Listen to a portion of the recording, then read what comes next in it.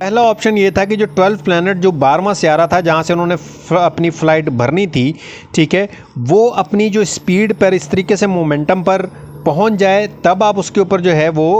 अपने space craft को उड़ाएं, क्योंकि वो 12th प्लैनेट भी घूम रहा होगा तो वो घूमते घूमते उसके अंदर भी एक पावर जो है वो होगी। तो अगर उस दौरान उसको उड़ाते हैं तो थोड़ा सा वो ज़मीन से यानी कि पीछे होगा, यानी कि ज़मीन और उस दौरान जो 12th प्लैनेट का डिस्टेंस ज़्यादा होगा, लेकिन उससे होगा ये कि जो क्या कहते हैं पावर कम खर्च होगी, और क्योंकि वो ऑलरेडी सियारा घूम रहा है तो वो एक थ्रो करेगा जो स्पेसशिप है उसको ज़मीन की तरफ, ठीक है। लेकिन क्योंकि डिस्टेंस ज़्यादा होने की वजह से वहाँ पर टाइम थोड़ा सा ज़्यादा लगेगा उस जगह पर पहुँचने के लिए। दूसरा ये था कि जब वो दूसरा जो ऑप्शन था उनका कि जब वो 12th प्लैनेट ज़मीन के बिल्कुल करीब पहुँच जाए उस टाइम जो है ज़मीन जो उसकी सियारे की जो मोमेंटम है, सियारे की जो मोमेंटम है, जो उस प्लैनेट की मोमेंटम है, उसकी जो पावर है उसको यूज़ ना किया जाए, बल्कि ख़ुद अपनी ही पावर, अपना ही जो भी उस दौरान वो सोना जलाते थे, तेल जलाते थे, उसको यूज़ किया जाए। और उस टाइम ज़मीन और उस प्लैनेट का डिस्टेंस बहुत कम होगा और उस दौरान जो है ज़्यादा फ्यूल खर्च करके फ़ौरन पहुँच जाया जाए, ठीक है। तो ये दो बेसिकली उनके पास ऑप्शंस मौजूद थे जिसको, और आज का नासा भी इसी चीज़ को यूज़ कर रहा है और वो बिल्कुल इसी तरीके से ही जो ना जाता है। यहाँ तो जो है कैलकुलेशन के हिसाब से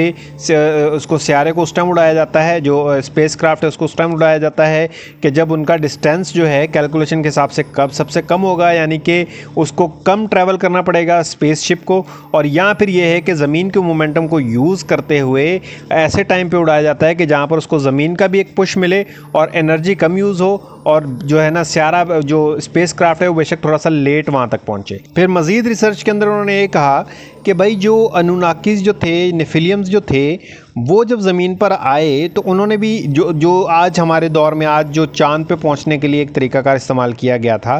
कि जो एक बड़े स्पेसशिप को चाँद के जो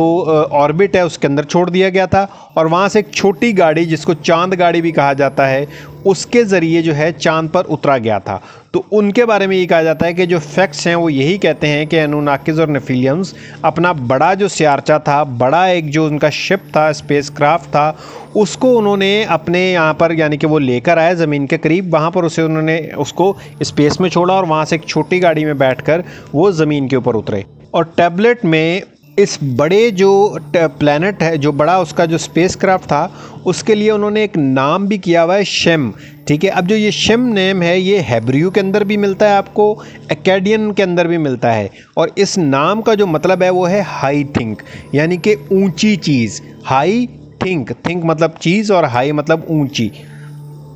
तो शिम नाम का एक स्पेस क्राफ्ट था उनका, वो आया ज़मीन पर, ज़मीन के ऑर्बिट में, उसके अंदर से छोटी गाड़ी निकली और वो निकल कर आकर वो ज़मीन पर उतरी, ठीक है। और फिर उन्होंने वहाँ के इंसानों को इल्म सिखाए और उन्होंने उनको देवता बना, इंसानों ने उनको देवता मान लिया। और मज़ीद अगर मैं उस तरह की उस दौर की जो टैबलेट्स वगैरह थी, ठीक है, तो उनके बारे में अगर मैं बात करूँ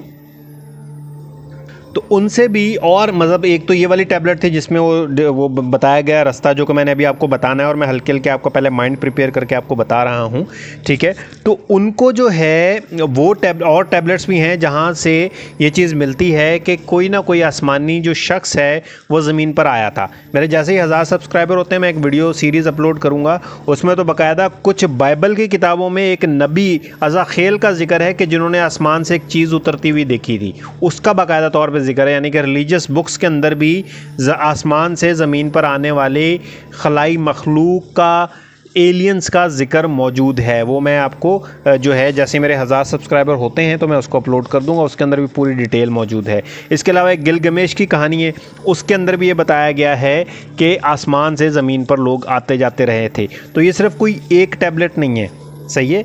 और ये कोई सिर्फ एक एविडेंस नहीं है कि जी वो ज़मीन पर आए थे लोग। ये बाकायदा बहुत सारी टैबलेट्स के अंदर, बहुत सारे, इवन हिंदुज़म के अंदर, हिंदू में चले जाओ, अजंता अलोरा के मंदिर देख लो और बहुत सारी चीज़ें देख लो, तो सितारों का इल्म जो वो 7 घोड़े, रोशनी के 7 रंग, ठीक है, ये सारी चीज़ों को अगर आप आपस में कनेक्ट करते जाओ, मिलते जाओ, तो पुराने लोग हमसे ज़्यादा आसमान के बारे में जानते थे, इसके अंदर कोई शक नहीं है। और उन्होंने अपने अपने हिसाब से जो है उसके ऊपर अपने अपने एविडेंसेस भी दिए गए हैं। तो मैं अभी ये वीडियो जो है यहाँ यहाँ पर मैं छोटी छोटी वीडियो बना रहा हूँ ताकि आपका जो है वो फोकस बरकरार रहे। आजकल हमारा टिकटॉक की वजह से फोकस बहुत छोटा हो गया हुआ है, सही है। तो मैं आपको अभी उसी रास्ते के ऊपर लेकर जा रहा हूँ। We are in on the way, ठीक है। अभी हम उस रास्ते पे पहुँच रहे हैं कि वो कौन सा जो है रास्ता इख्तियार किया गया था, यहाँ रोड टू जन्नत कौन सा था।